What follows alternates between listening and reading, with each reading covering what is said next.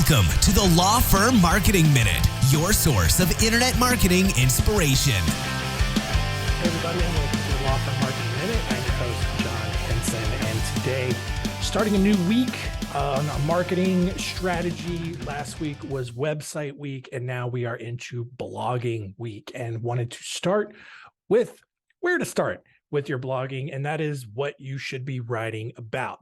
And we've talked about this a little bit before in a couple of different past episodes, but wanted to kind of reiterate a couple of things here. First, I want to cover what you shouldn't do. All right. First one is don't write about current events. And when I say current events, if there is a pertinent update to a law that impacts a lot of your audience, by all means, write an article about that. I'm more talking about, what we see a lot. I think personal injury is probably the biggest offender on this, but we will see a blog archive where it's daily articles, but it's like, this person got into a car accident and they were trapped inside. And this is what happens when you do that. What happens if you're injured when you're getting extracted or blah, blah, blah, all that kind of stuff. And the story will take place in a different state than where this law firm is currently practicing. And it's like 3 paragraphs. And at the end, it's just call us if this happens to you. Don't do that. All right. These articles have no staying power. There's no evergreen ability to them. It's a waste of space on your website. Right. So don't do current events. Also, don't do any kind of I would avoid syndicated content as well.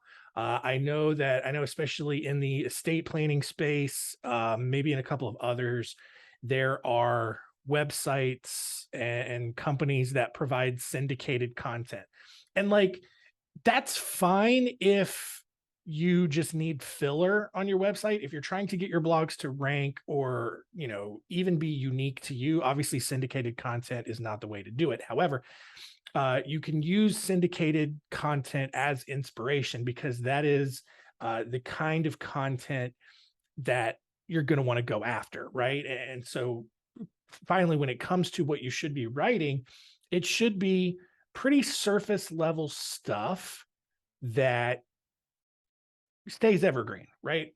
It keeps its value, keeps its power for 8, 10, 12, 18 months after you've written it.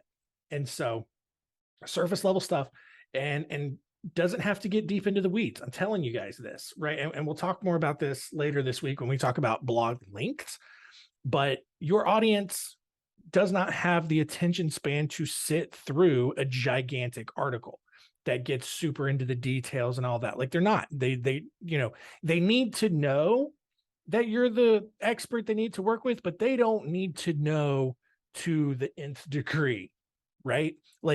They just need to see that you've demonstrated experience in this, that you can navigate it, that you understand what they're going through, right? They care. And honestly, and that's the thing is they care more about you understanding them than understanding their problem. And that's a very key difference to make, because if you understand them, then you understand how they're feeling and you understand that they feel like whatever issue they're going through is the biggest, most important thing going on in the world. Any other issue is not as important, right?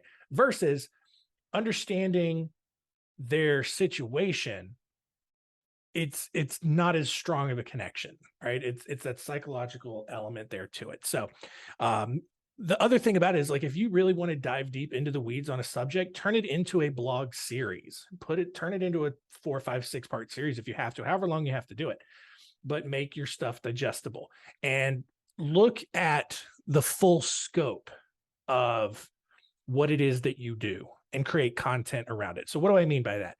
So let's say you're a family lawyer, for example. Let's say you handle divorces. Your blog content should range from everything someone should consider when making a decision as to whether or not to get divorced, to what they need to do to prepare financially, document wise, mentally, whatever. Then it should cover all the different aspects of a divorce. What is is mediation an option? What is what does the actual process look like in the courtroom? What's the timeline? What are the laws specific to your state? Just broad strokes. Again, you don't have to get into details. And then what happens after? How does someone move on? How does someone get back into the dating pool? How does someone, reconnect and reclaim their identity or whatever they've been going through? All the stuff in between. And so, create this full scope of what your audience goes through when they are dealing with the situation that you handle. And that's what really makes for impactful articles, what makes you really look like an expert, what really makes you look connected to what it is that you're doing, right? So that's what you should be writing about. And the rest of this week, we'll talk about the length of articles. We'll talk about who your audience should actually be, because that is a pain point for a lot of you out there. And we'll cover some other things as well. So thanks so much for checking out today's episode. Really appreciate it. And we will see you tomorrow.